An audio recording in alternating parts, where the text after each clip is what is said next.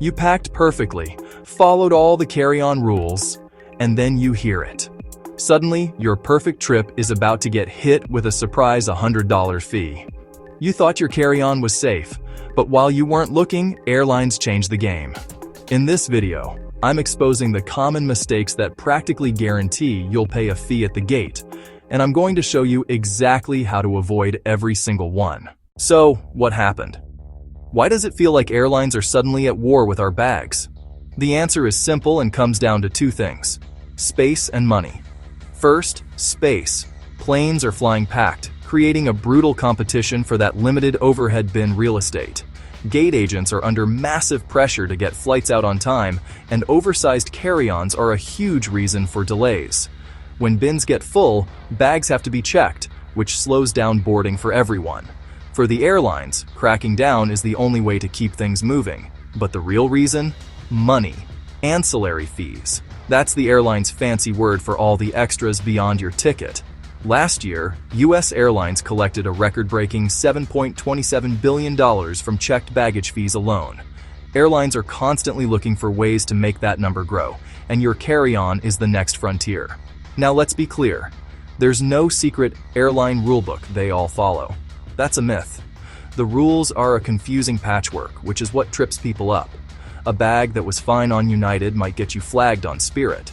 A personal item that worked on American might be too big for Frontier. This inconsistency is the trap, and this crackdown is the new normal. So, let's break down the mistakes you can no longer afford to make. Mistake number 1, the size myth. My bag has always been fine before. This is the most common and most expensive assumption in travel. You've had that roller bag for 10 years. It's been on dozens of flights with no problem, so you assume it's fine. That assumption is a ticking time bomb. Here's the problem. Airlines are now aggressively enforcing their size limits, and the gate is the new battleground. That metal box sizer you used to walk past without a second thought? Gate agents are now actively telling people to use it, especially on full flights. The standard carry-on size for most major U.S. airlines is roughly 22 inches tall, 14 inches wide, and 9 inches deep. But here's the detail that gets everyone. That measurement includes everything. The wheels, the expandable zippers, the handles. That extra inch from your wheels? It counts. That bulging front pocket? It counts. If it sticks out, it's part of the measurement. And get this, a shocking number of bags sold as carry-on size technically fail this all-inclusive rule. They were designed when enforcement was loose, but today they're a huge liability. The fix is simple, but you have to do it. Get a tape measure and measure your bag. Now, measure from the bottom of the wheels to the top of the handle. If you're even a half inch over, you are risking a fee. If you're shopping for a new bag, look at soft-sided ones. They're more forgiving and can often be squeezed into a sizer. A hard shell has zero give. And always check the specific dimensions for the airline you are flying. Mistake number 2, the weight blind spot. They only care about size, not weight. For years, U.S. travelers had an unwritten rule. If you could physically lift your bag into the overhead bin, weight didn't matter. For many, that free pass is over. This mistake can blindside you, especially if you're on a budget airline or almost any international carrier. Outside the U.S., strict carry-on weight limits have always been the norm, usually between 7 to 10 kilograms. That's only 15 to 22 pounds. Here in the States, while major domestic carriers haven't historically published weight limits, the game is changing. Budget airlines like Frontier have a 35-pound limit, and others like Hawaiian have a 25-pound limit. We're also seeing more reports of gate agents on major airlines eyeballing bags. If your bag looks heavy or you're struggling to lift it, they have every right to weigh it. That argument you see at the boarding door? It's often about weight. The solution is cheap and easy. Buy a digital luggage scale. They're about $10 online. Weigh your bag after you pack. You'll be shocked how fast it adds up. A laptop, a tablet, a few books. You can hit 20 pounds before you even add clothes. If you're over, be ruthless. Wear your heaviest items. If you aren't sure you'll use it, don't pack it. Knowing your weight at home gives you control. Finding out at the gate means giving the airline your money. Mistake number 3. The personal item stretch, abusing your second bag. For a long time, the personal item was the savvy traveler's secret weapon, a loophole for a ton of extra stuff. That overstuffed backpack, that bulging tote, as long as you could jam it under the seat, you were golden. Well, the party's over. Airlines have caught on, and the personal item is now a huge target. The problem is, people started treating it like a second carry-on, which defeats the purpose of the one-bag limit and slows down boarding. The rule has always been that your personal item must fit completely under the seat in front of you. What's changed is how strictly completely is enforced. It can't stick out into the aisle or take up all your footroom. Gate agents are now policing this. If you show up with a roller bag and a backpack that looks like you're about to hike Mount Everest, you'll be stopped. But the biggest mistake is assuming there's one standard size for a personal item. There isn't. The dimensions are all over the place, and that's how they get you. For example, American Airlines allows a personal item of 18 x 14 x 8 inches, but United's is just 17 x 10 x 9 inches, a huge difference in width. A bag that's fine on American could easily get you a fee on United. And don't even think about the 3-item trick: a roller, a backpack, and a separate neck pillow. Gate agents are cracking down. That neck pillow clipped to your bag? Technically, it can be counted as a 3rd item. The solution: rethink your personal item. First, know the exact dimensions your airline allows. Look it up. Second, choose a bag that can be squished. A slim backpack or a flexible tote is much safer. Your personal item should hold only your absolute essentials: medicine, documents, keys, and critical electronics. That way, if your main carry-on gets gate-checked, you have your survival kit with you. Mistake number 4, the lithium battery blunder. Packing smart the wrong way. Smart luggage with built-in chargers seemed like the future, but these bags are now causing major headaches because of a huge misunderstanding about lithium-ion battery rules. Here's the deal. Lithium-ion batteries, the kind in your phone and power bank, are a fire risk. If damaged in the cargo hold, they can cause a fire that's incredibly difficult to put out. Because of this, the rule is brutally simple.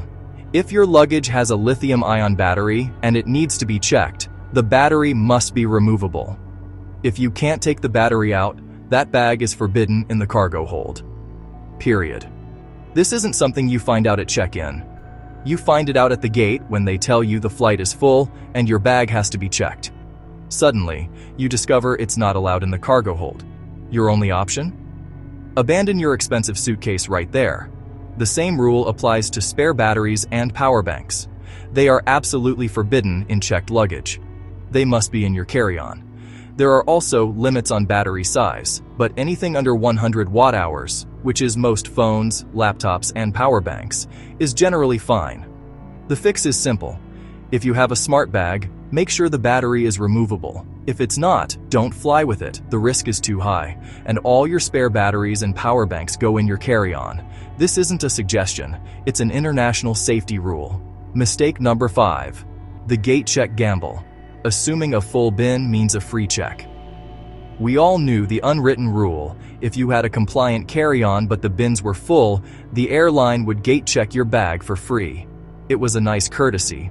But thanks to basic economy, that courtesy is now a complicated gamble. These no-frills tickets often board last, so by the time you get on, the bin space is gone. Here's the trap.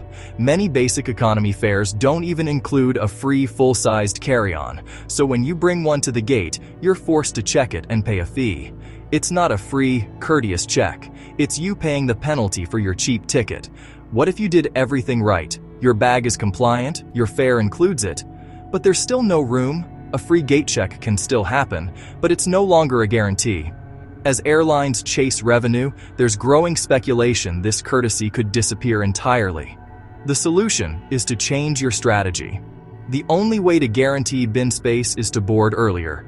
You can do this by earning elite status, getting an airline credit card, or paying for priority boarding. And if you fly basic economy, you must assume your bag will be checked. Pack your personal item with all your essentials, just in case. Assuming a gate check will be free is a bet that's getting riskier every year. Mistake number 6. ignoring the dead device rule. This next mistake can stop you cold at the security checkpoint. It's the rule about your electronics. If a TSA agent asks, your devices must power on. This rule exists because a hollowed-out, fake device could hide something dangerous. So, agents have the authority to ask you to turn on your laptop, tablet, or phone to prove it's a real, working device. To be clear, this doesn't happen every time. It's a situational measure, more common during heightened security alerts. You might fly 10 times with a dead laptop and have no problem, but get stopped on the 11th. The mistake is being unprepared. If you're asked to power it on and the battery is dead, your device will be flagged for extra screening. This will cause delays, and in the worst-case scenario, you could be forced to leave it behind. The solution is one of the easiest in this video. Charge your devices before you go to the airport. It's that simple. For extra peace of mind, keep a small, fully charged power bank in your personal item. This isn't about a rule that's enforced 100% of the time. It's about avoiding that 1% chance that could ruin 100% of your travel day. Mistake number 7. The airline amnesia, assuming all rules are the same. This is the final mistake that ties everything else together. Assuming the rules you learned on your last flight apply to your next one. In today's travel landscape, that assumption is financial suicide. The biggest myth is that there's a single set of rules. The reality is a chaotic patchwork of individual airline policies. Baggage allowances are now a core part of each airline's business model. Budget carriers like Spirit and Frontier use tiny personal item allowances to sell cheap fares, knowing they'll make their money on fees. Major carriers create different fare classes, each with its own baggage rules. What about the government stepping in to help?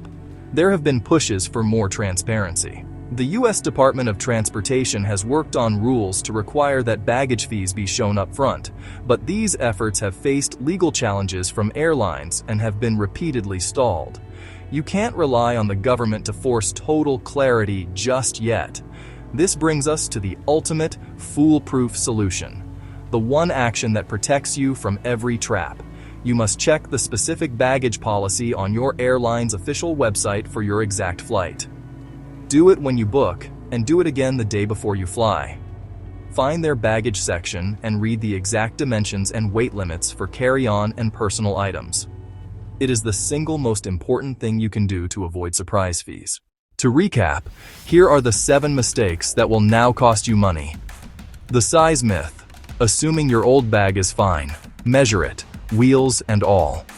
The weight blind spot. Ignoring weight limits, especially on budget and international flights. Buy a scale. The personal item. Stretch. Using an oversized personal item. Know your airline's exact dimensions. The lithium battery blunder. Using a smart bag with a non-removable battery. The gate check gamble. Assuming a gate check is always free, especially on basic economy. The dead device rule. Arriving at security with electronics you can't turn on. Charge everything. Airline amnesia. Assuming all airline rules are the same.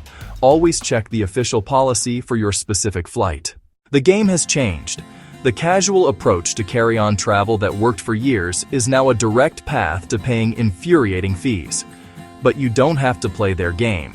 By being proactive, by measuring your bag, by knowing the rules for your specific airline, you take back control. A few minutes of prep saves you $100 and a ton of stress at the gate. You can beat the system, but you have to know the rules. Now, I want to hear from you.